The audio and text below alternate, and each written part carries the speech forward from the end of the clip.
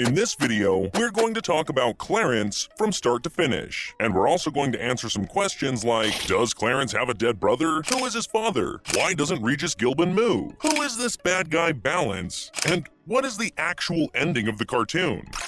Who is the Wendell family? Mary is the main member of the Wendell family. She was a happy kid just like every other kid, and she had this puppet that looks like Curious George and a dog called Milo. When she was in high school, she had braces and worked as a servant at a fast food restaurant. After graduating, she dated this guy and the father of her kids that she met at the prom. Mary had a typical childhood and teenagehood, yet she had trauma caused by her mom who tried to control her and criticize her for everything.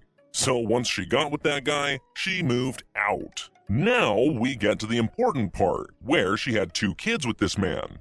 One called Clarence, and the other is supposed to be Jeremy, but unfortunately, Mary lost Jeremy when he was 7 months old due to an unknown accident. Jeremy was rarely mentioned in the show, but there was evidence he existed, and we'll talk more about this later. Now let's get back to the family.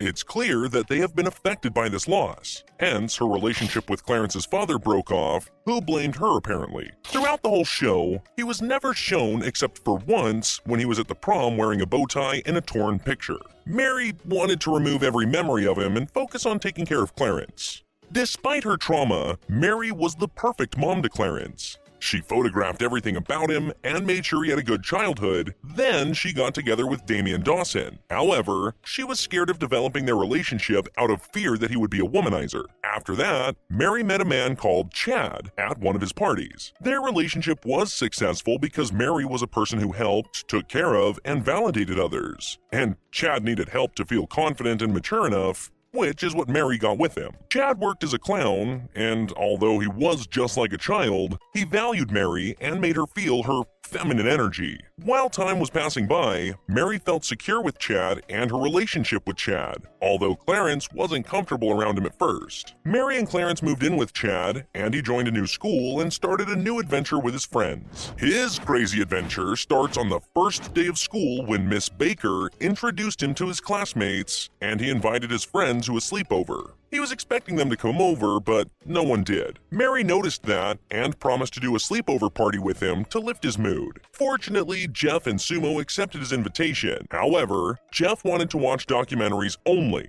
but Sumo got along with Clarence right away, despite coming late. So they tried to make Jeff enjoy his time rather than watch TV, and they all ended up breaking the piñata, getting stung by bees, and skin rashes and having fun, and ever since that day, they were best friends. The funny part about the show is that the adventures are realistic and remind us of our childhood memories when we used our imagination and did dumb stuff just like Clarence, so I highly recommend this show. The stupid things the trio did got them suspended from school a few times. Although Jeff is relatively smarter, he always gets in trouble with them. The 3 of them have unique personalities that add up to the show and make their adventures more fun. Especially Clarence, who, by the way, is the main character. He's innocent, dumb, and childish more than the others. Clarence once ate from the garbage. Oh, and the time he ate 500 eggs to challenge Belson. Now, let's talk about Jeff. He's a healthy and complicated kid. He adopts a healthy lifestyle and cares for his studies, but still loses control sometimes and becomes violent and jealous. One day, Clarence took his french fries and he got violent. He also felt jealous when Clarence got a girlfriend that he wanted. See, Jeff feels superior to his peers because he believes he's smarter than them. But he still got the chance to open up to the world and prove that he could be a good and fun friend. Now let's talk about Sumo. He lives in a relatively poor environment compared to his friends because of his dad Mel and his mom Tanona, who reproduce like rabbits without thinking of the future. But they stop eventually because they simply can't afford any more kids. They had 7 kids, and Sumo was the 3rd child. They all live in a van surrounded by garbage and share the same bed. But despite all of this, his friends still treat him well. Although his childhood is sad, he never stops using his imagination to enjoy his time,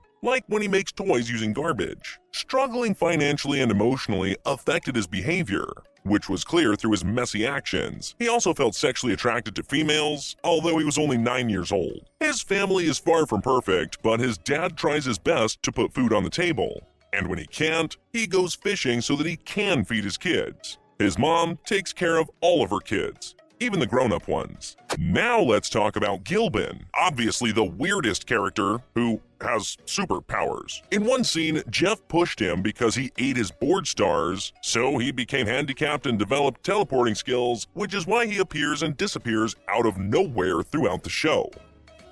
His power shows up clearly when him and Jeff fought because he took the spotlight from Jeff on his birthday in the Big Petey Pizza Problem episode. It was here where his power showed while defending himself. Now let's focus on the three kids and their school that has weird students. One of them is the giant girl with the manly voice. I don't know, Clarence made it sound so cool. Chelsea, the smartest and toughest. Percy, the always terrified kid, and the duck-looking twin. The weird kid with the hanging cheek. Kimby, the shy one who is always adjusting her hair. And Belson, the one who brags about being wealthy and leader material. His issues might seem superficial, but he is actually hateful, arrogant, and a terrible son. His attitude is because of his dad who left him and his mom who gave him everything because she feels guilty. And now we get to the most important part of the cartoon. Clarence has tendencies to explore supernatural stuff like the puppets that control their owners so that they become their only friends, the neighbors who look like humans, the talking dogs that appear out of nowhere, the boxes that curse those who open them, and the mouse man that lives in the nursing home. These cases make Aberdale, the town where he lives, interesting and worrying all at once. In fact, there's a story that suggests there was a baby called Lunas and was lost in Aberdale woods, but was never found. People claim that they hear his screams coming out of the woods. Lunas was looking for someone to play with, but he got lost. This is what Jeff told Clarence and Sumo as a scary story. Because of this, we understand that there are parallel worlds in Cartoon Network. In the Attack the Block Party episode,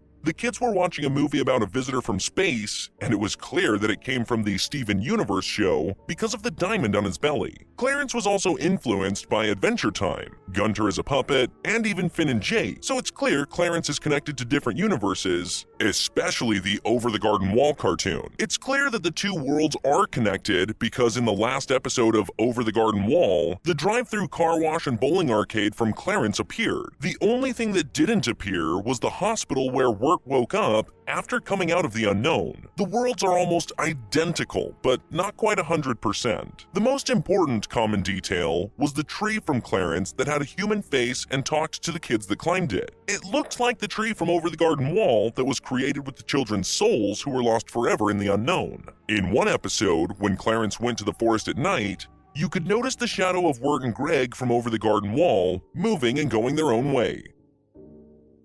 Now let's talk about Balance. He was first introduced to the class as a new classmate. He was rude, bad, and had an amputated hand. Clarence then told him that they look alike, which is true, but Balance didn't quite like that and threatened Clarence, but Clarence didn't think that it was serious. Clarence then proceeded to get information about Balance, thinking he was a good friend, only to discover that Balance was evil and an adult who tried to hurt others. So he collaborated with Belson to stop him by telling the teachers. But Balance controlled Clarence and the teachers' minds. He also revealed that he came from the freaking underworld. Luckily, Rodrigo, the ringmaster, caught Balance and imprisoned him in a wagon and took him back to where he came from. The theory says the characters of Over the Garden Wall sneaked into Clarence, and that's why there is a big resemblance between Chad and Rodrigo. There are also mysteries in the cartoon, like in the Dreams episode, when Mary went to the reading club and asked Clarence to close the garage after he finishes playing. After he was done playing, he went to watch TV and dozed off, forgetting all about the garage. The show on the TV was about the mind's complexity and dream interpretation. He then started having the same dream over and over until he saw a kid who looked like him sitting on the couch. He asked him about who he was, and the kid answered that his name was Jeremy. Clarence treated him like a brother and they enjoyed their time together. When Jeremy wanted it to stop, Clarence told him that they were in a dream and that he was trying to convince his body to close the garage because he had to by sending mind signals to it so that he could stay inside the dream with Jeremy and not wake up. Clarence woke up right when he was closing the garage, and Mary caught him and asked him about it, so he told her about his dream and the kid who didn't let him close the garage. Now, the theory is that the kid was Clarence's dead brother Jeremy, and here's why. 1. Jeremy's shoe size is 2.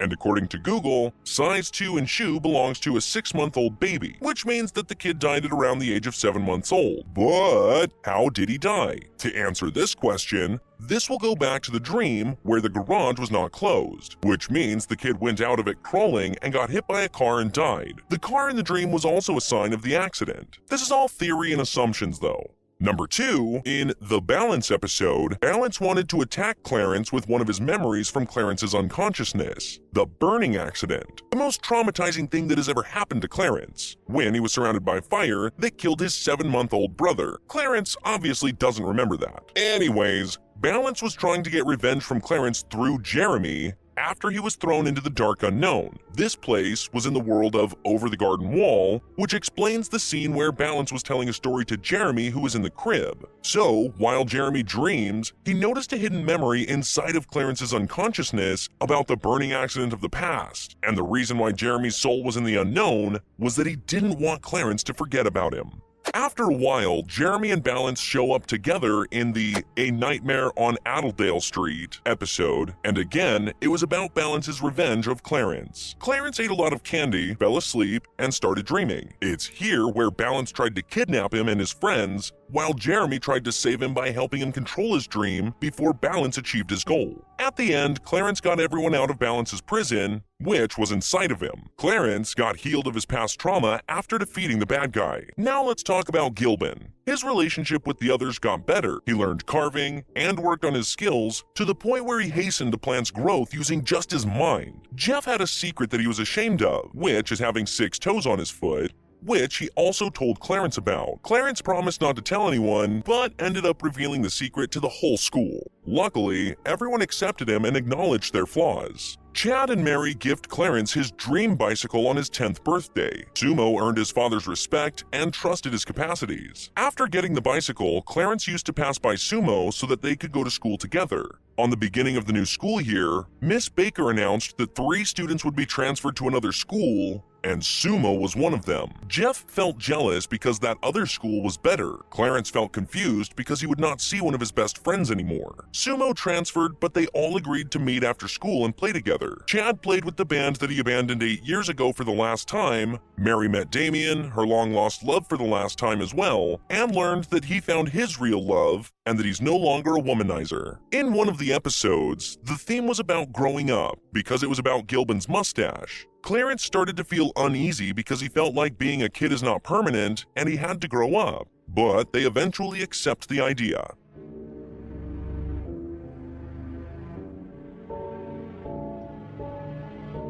Now, in the final episode called Anywhere But Sumo, 2 days away from summer vacation, Sumo, Jeff, and Clarence found an old couch in the garbage, and they sit on it, except for Jeff because of his germ obsession. Clarence then remembered the annual anniversary of when they first met, when Sumo chopped off his own hair, and they wanted to do it again because his hair grew longer. Clarence went to get the trimmer from his mother, but when he came back, someone else had already cut Sumo's hair, so he considered it a betrayal and felt disheartened. On the last day of school, while everyone was happy and crying at their little goodbye party, Clarence goes back to the dirty couch and cut the last bit of hair on Sumo's head, and then Jeff sits with them. In this scene, the school gets destroyed and a new one gets built. Also, Miss Baker and Mr. Bernstein get caught making out in the class.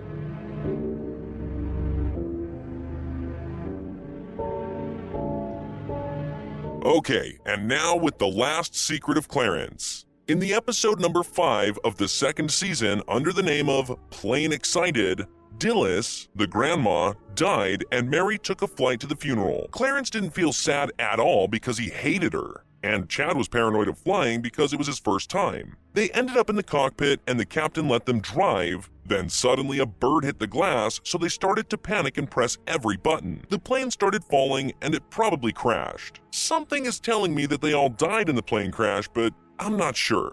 We can probably guess what happened to Clarence, Mary, and Chad, so let's go back to episode 24 of the 1st season, Pilot Expensing, where we saw the characters at a nursing home where they were talking about how they met 88 years ago. Sumo mentioned that they met at the Knight's Chicken restaurant, but Jeff corrected him, saying that they didn't meet there. And although they apparently had Alzheimer's, Clarence remembers well that he shaved Sumo's hair, because if you look closely, you would notice that Clarence has no legs. which implies he was injured in the plane crash. The others also don't have legs, which leaves one assumption, that they lost them because they're old. But still, in episode 18 of the first season, and in a scene to the future, we saw that Jeff and Sumo had their legs, unlike Clarence. Well, this is the reel of the show. I hope you